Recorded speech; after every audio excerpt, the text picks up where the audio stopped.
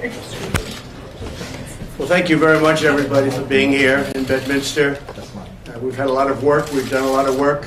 They're renovating the White House. It's a long-term project, and they approved it years ago. And I said, well, I guess this would be a good place to be in the meantime. So they're doing a lot of work at the White House. I miss it. I would like to be there, but this is a good way of doing it. We have some very outstanding people with us, and I'll make a few remarks. This is largely about prison reform and other subjects, but largely about prison reform. So I want to thank the governors, Matt Bevin, Phil Bryant, Doug Burgum, Nathan Deal, and John Bell Edwards for being here today. Been friends of mine. We've been, I could say, in wars, but we've been on the same side of the wars. That's always good. I want to thank you also to Attorney General Pam Bondi and Ken Paxton. And Ken just filed a very interesting lawsuit, which I think is going to be very successful. I hope it's going to be successful. I also want to recognize Secretary Rick Perry and Secretary Alex Acosta. Thank you both. Rick, thank you very much. We are doing some great things with healthcare, Alex, and you're doing some wonderful things with energy. I hope that project comes along that we're talking about. It's going to help a lot of people. A lot of jobs are going to be created. So I know you're working on it. I look forward to hearing from each of you about your experiences with prison reform and the lessons that we've learned. I know how, Matt, in particular, you have been working so hard. Phil, you've been working long and hard on it, harder than anyone would know. But I can tell you my administration feels very, very strongly about it. One of the single most important things we're doing is to help former inmates in creating jobs. We're creating so many jobs that former inmates for the first time are really getting a shot at it, because they weren't sought and now they are being sought because our unemployment rate is so low, historically low, 50 years. Now our economy is booming, businesses are hiring, and recruiting workers that were previously overlooked, they're being hired. It's a great feeling, it's a great thing that we've all accomplished. We've created a lot of jobs in the States, and I guess I've helped you a lot on a national basis.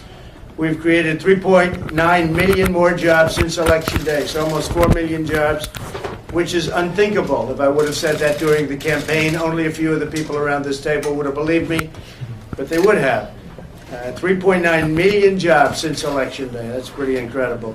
We've added more than 400,000 manufacturing jobs since the election. Manufacturing employment is now growing faster than at any time that it has in 3 decades, over 30 years. Through the Pledge of America's Workers, launched just last month, almost 5 million Americans will receive enhanced career training and opportunities. And I want to thank Ivanka Trump for having done an incredible job on that. She's really worked hard on it. It's something very important to her. I've really, and I've said it to a lot of people, Jared, I want to thank Jared for what's happening on prison reform, because you've really been leading it, something very close to your heart. And as I've said before, we hire Americans. We want to hire and treat our Americans fairly. For many years, jobs have been taken out of our country. We've lost our businesses. We've lost the hiring abilities that we had. Not anymore. Now those companies are coming back. They're coming roaring back. To your state, to your state. They're coming back faster than anyone thought even possible. Our first duty is to our citizens, including those who have taken the wrong path but are seeking redemption and a new beginning. That's people that have been in prison and they come out and they're having a hard time. They're not having such a hard time anymore. We passed the First Step Act through the House, and we're working very hard in the Senate to refine it and pass it into law. We think we'll be successful in that regard. The bill expands vocational educational programs to eligible federal inmates so that more of them can learn a trade, and that's what we're doing. We're teaching them trades. We're teaching them different things that they can put into good use and put into use to get jobs. I recently met with Chairman Grassley and other members of Congress to discuss the bill. We also agreed that we must be tough on crime, especially on criminals and trafficking of drugs and lots of other trafficking. We have a trafficking problem, including human trafficking. We're very, very tough on that, and that's going to remain tough or even tougher. We must strengthen community bonds with law enforcement, including cities like Chicago that have been an absolute and total disaster. We'll be talking about Chicago today because that is something that, in terms of our nation, Nobody would believe it could be happening. They had 63 incidents last weekend and 12 deaths. That's bad stuff happening, and probably, I guess you have to take from the leadership. This go bad leadership. There's no reason in a million years that something like that should be happening in Chicago. We want every child to grow up in a safe neighborhood, surrounded by families that are loving and helpful and with a path to great education and a lifelong career. I want to thank everybody for being here, and I think what we'll do while the media's here, maybe we'll just go around the room real quickly and we'll introduce yourselves. And these are people that have really worked hard on prison reform and lots of other things, but on prison reform. And that's largely what this meeting is about. Governor, please. Well, thank you, Mr. President. I appreciate the opportunity to be here. We are very pleased with what's happened in Georgia. We have seen since I became governor a 10% decrease in violent crime in our state, a 20% overall decrease in crime. We have seen our African American percentage in our prison system drop significantly. Black males has dropped almost 30%. That's good. Black females dropped about 38.2%. Our African American commitments to our prison is at the lowest level it has been since 1987. And in states like ours, we have a disproportionate number of minorities in our prison versus our population as a whole. We have found that reentry is a vital part of this. We found that I did a question I asked. I said, what's the most common characteristic of those in our prisons? The answer was 70% of them never graduated from high school. So we immediately concentrated on that. We have significantly beefed up our GEDs. We've also brought a private charter school into our system to teach them, give them a real high school diploma. We found that if you give them a blue-collar skill, you reduce your recidivism rate by 24%. If you give them just the education of getting a high school diploma, it's reduced by 19%. So we have been very successful. We're pleased about it, and we're pleased to share whatever information we have that might be helpful. Good. Thank you, Governor. Thank you very much. Pam? President Pam Bondi, Attorney General of Florida. Thank you for doing this. As a career prosecutor, you see people who go to prison and get out of prison and can't find a job. And how do we expect people to succeed without being able to get a job? And you were just in Tampa. Thank you for that. At Tampa Bay Tech, supporting jobs for young people. And that's what's so important is reentry and being able to get a job and training people on how to be successful. And something we did in Florida shortly after I got elected was we decoupled. If you were a convicted felon, you couldn't get an occupational license. So how do we expect you to succeed? So thank you for everything you're doing. Thank you, Pam. Thank you very much. Mr. President, John Bell Edwards, and I will tell you in Louisiana, we're proud of the work we've done. It's been sentencing reform, prison reform, and a real focus on reentry. And for the first time in 20 years, I can tell you Louisiana does not have the highest incarceration rate in the nation today. Good. And it's paying dividends for us, and we're reinvesting the savings. Oklahoma. Really? Yes, sir. But we are reinvesting the savings into our reentry program and also into victim services. So we're excited about what we're doing. We're looking forward to sharing that with you. Thank you very much. Thank you, John Bell. Please. Mr. President, Doug Burgum, Governor of North Dakota, thank you for coming to North Dakota last month. Great to have you there. Things are looking good, aren't they? Things are looking great. Thanks to a lot of policies from this administration and great cabinet you have. As you know, you can't really separate today prison reform and our prison situation from addiction. In North Dakota, 100% of the women that are incarcerated in our prison system have a disease of addiction. 85% of the men in our prison have disease of addiction. And we can't solve a chronic healthcare problem with punishment. We've got to solve it, treat it like a disease and solve it that way. Right. So I want to also thank you for the work that your administration is doing on the addiction front, because it ties directly back into this. And I think we've got a number of innovations we'll be happy to share at this roundtable today. Good. Thanks for inviting us. Good. But in the end, we're trying to create better neighbors, not better prisoners.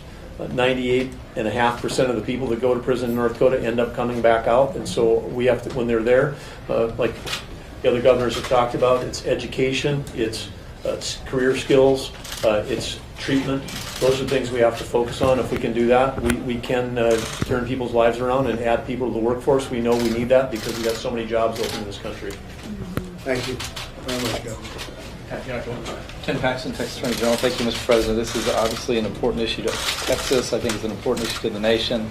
And Jared, I appreciate your passion for this issue. 2007, under the leadership of, I think, the greatest governor in my lifetime. He's now Secretary of Energy, is that right? And the president of our top public policy foundation, Director Rollins, we passed legislation similar to what Congress is now looking at that has had a dramatic impact on our ability to take people from prison into productive lives. And, you know, I could cite many statistics, but we were spending $2 billion, and we didn't spend the money. We put $241 million into treatment and to helping people find jobs.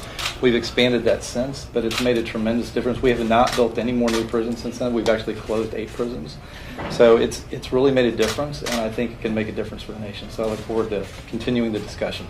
How are you doing with your recently filed case? How's that looking? Well, we had a hearing yesterday, and I think it went quite well. We'll see what the judge says, but we know we're right on the law and we're right on the Constitution, and so we're confident things are going to go in the right way. It's true.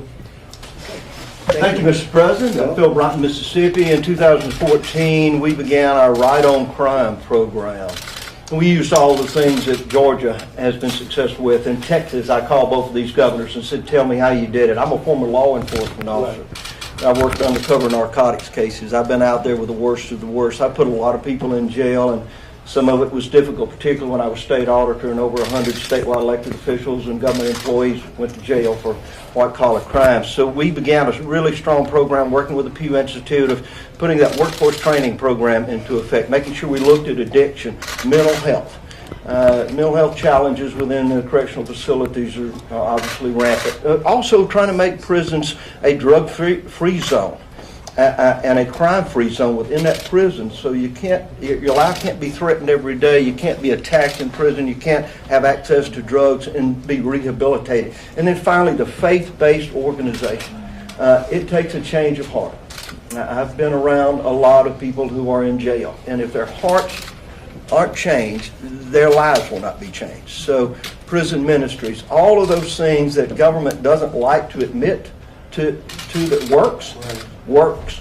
And so when we bring faith back into the prison system, prisoners have hope again. And that worked better for us than anything we could have done. Another reentry program, getting them jobs, getting them a driver's license, keeping them connected with their families so that they have something to work towards when they're getting out of prison. And I can tell you, I had to call a lot of my Republicans into the governor's office and convince them to vote for this bill. They were worried it was soft on crime. They were hesitant about what they were going to tell their people back home. And I said, you tell them to call me. Because crime is down 6%. We have 3,000 less inmates. We saved $40 million since 2014. Right. And you can do the same thing. And Jared, thank you for your leadership. Thank you, President. Secretary? Mr. President, I'd like to make two points. First, as you mentioned, the economy is doing incredibly well. For the first time since we've been keeping records, we have more open jobs than we have people to fill those jobs. And so these reentry programs are needed for the economy. We have jobs ready and waiting for individuals when they leave prison. Second, I'd like to follow up on what so many governors have said. These programs work. As you know, and others at the table know, I was U.S. Attorney in Miami. And when you talk with the law enforcement communities, what they will tell you is that these programs foster public safety. When someone leaves prison, the best that can happen for them is for them to find a job. The best that can happen for society is for them to find a job and start contributing to society rather than go back to the old ways of crime. So this is very much a win-win for the individual, for the safety of the community, and for the economy of the nation. And we have individuals that are going from a prison system where the taxpayer is funding the system to contributing members of society that are helping this economic growth. So we're working with various governors. We put out a request for proposal. We got so many applications from various governors on programs that are very much outside the box. That this fall we intend to put out another request for proposals to fund another round of reentry efforts. And so I want to thank the governors, and I I want to thank all that are working on this issue. It's very important. Well, you've been great, and your healthcare plan is going along beautifully. That is really doing something. It's. Are you surprised by the numbers you're hearing? It is. Just this morning I read an article mentioning a number of associations around the country. I believe one in Wisconsin, certainly one in Nevada that are already forming these. And just today I was talking to some of the governors here about the various activity in their states, and so it's moving very nicely. It's been great. Thank you, Alex, very much.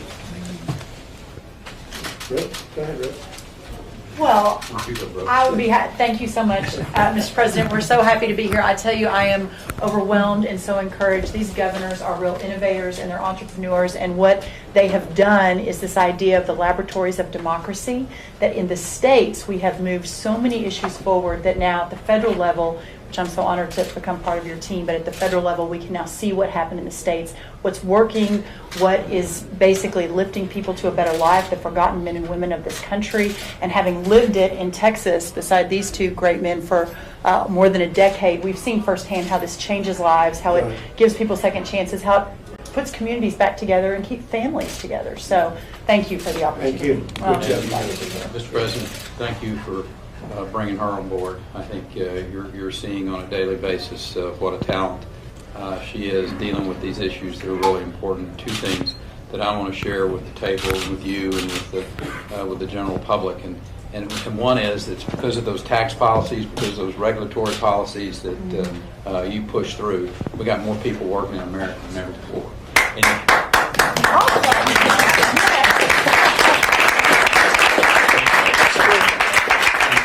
you have to have that, because if these programs are to work when folks get out of prison, or if they don't go to prison to begin with, and that's our real goal.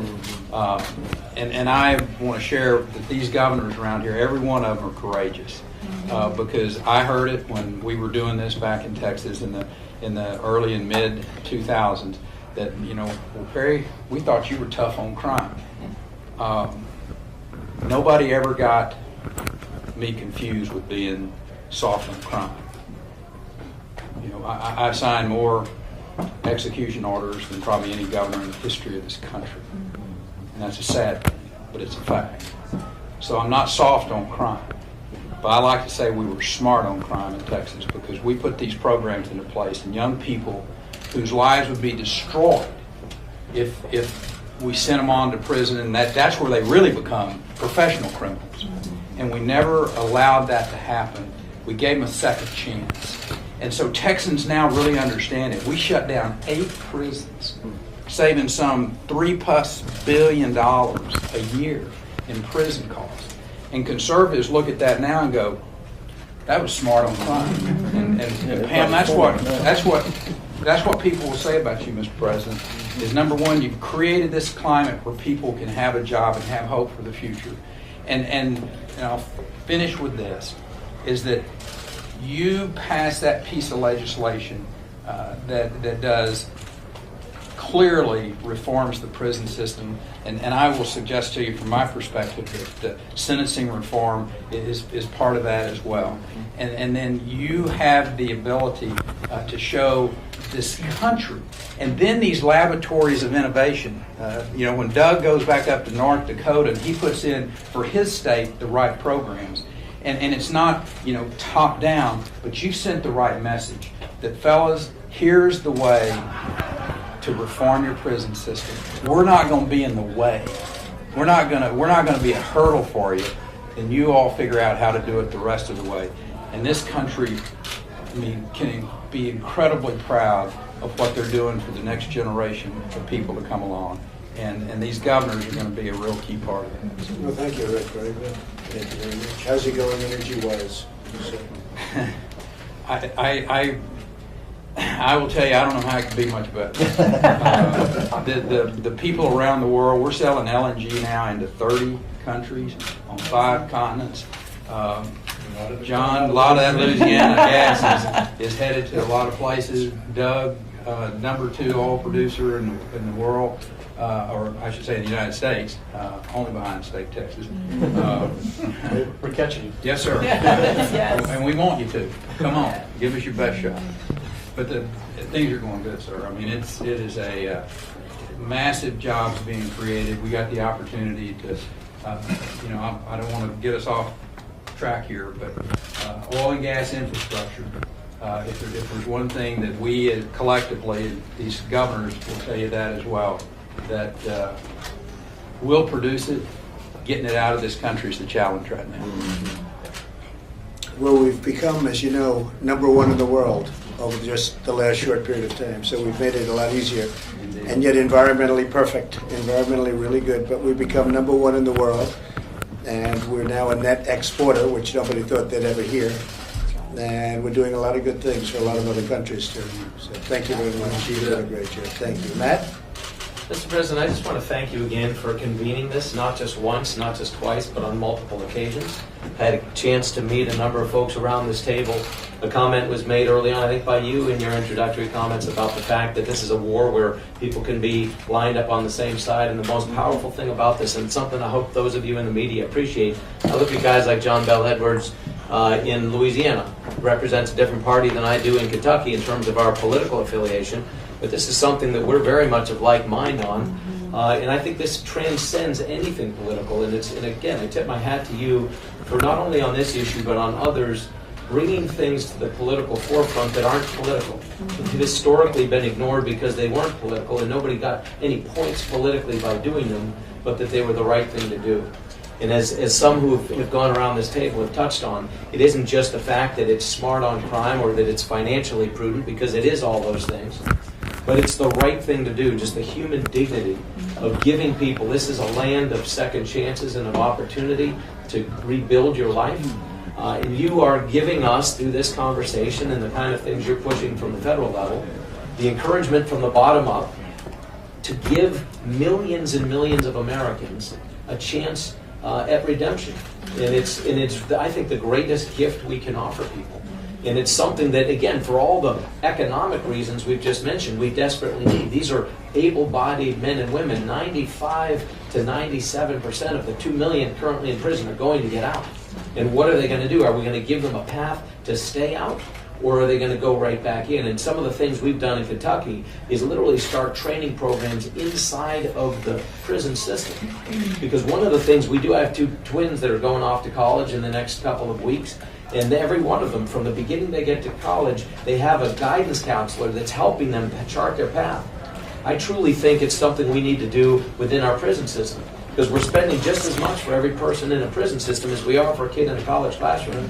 And why not give them a path for them personally to make sure they don't come back to this place, but that they go out and become productive, tax-paying citizens who contribute and become good mothers and fathers and community members.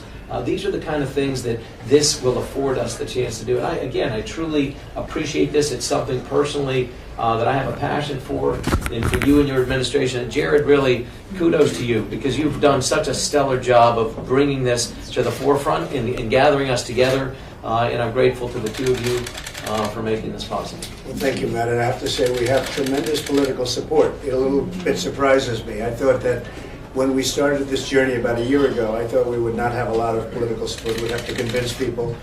We have great political support. You see what's happening. People that I would least suspect are behind it 100%. So that's a good thing. Thank you all for being here. Thank you all very much. Thank you. Thank you very much. Mr. President, any response to Chris Collins being indicted?